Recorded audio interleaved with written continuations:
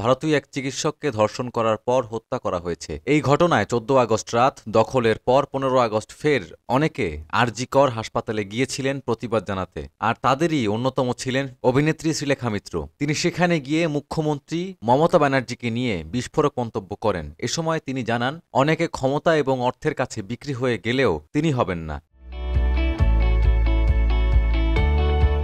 ভারতীয় গণমাধ্যমকে দেয়া এক সাক্ষাৎকারে এই অভিনেত্রী বলেন, আরে ধনধান্যে পুষ্পে ভরা, আপনি ছাড়ুন তো মুখ্যমন্ত্রী মমতা ব্যানার্জি দিদি, আপনি অনেক নাটক করেন।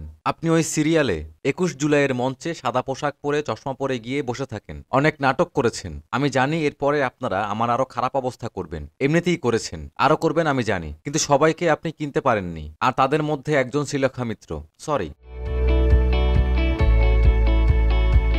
এরপর অভিনেত্রীকে কন্যাশ্রী প্রকল্প পুজোয় ক্লাবকে অনুমোদন দেয়া নিয়েও প্রশ্ন করা হলে শ্রীলেখা বলেন, এই যে কল্যাণশ্রী প্রকল্পে যে টাকা দিচ্ছেন, এই যে 85,000 টাকা ক্লাবে দিচ্ছেন মাটির দুর্গাপুজো করার জন্য, আর এখানে মেয়েরা, ওরা কেউ দুর্গা সেটা বলছিল না, সাধারণ মেয়ে একজন, তার কোনো নিরাপত্তা নেই। অভিনেত্রীর ভাষ্য, তার আরেকটা বাড়ি হলো তার ওয়ার্ড যেখানে সে কাজ করছে, সেখানে তার কোনো নিরাপত্তা নেই। আপনি কি কল্যাণশ্রী করছেন?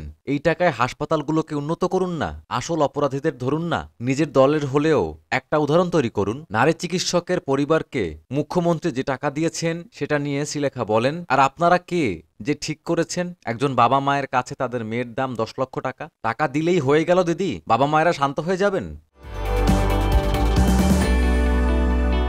উল্লেখ্য, গত 9 আগস্ট ভোরের দিকে কলকাতার শ্যামবাজার এলাকায় অবস্থিত আরজি কর মেডিকেল হাসপাতালে চিকিৎসকদের বিশ্রাম কক্ষ থেকে একজন নারী চিকিৎসকের ক্ষতবিক্ষত মরদেহ উদ্ধার করা হয়। পরে ময়নাতদন্তে জানা যায় ওই চিকিৎসককে ধর্ষণের পর হত্যা করা হয়েছিল। তবে মরদেহ উদ্ধারের পর হাসপাতাল কর্তৃপক্ষ বলেছিল যে ওই চিকিৎসক আত্মহত্যা করেছেন। কর্তৃপক্ষের এই বক্তব্যের পর প্রথমে ফুঁসে ওঠে কলকাতা, পরে গর্জে ওঠে পুরো পশ্চিমবঙ্গ।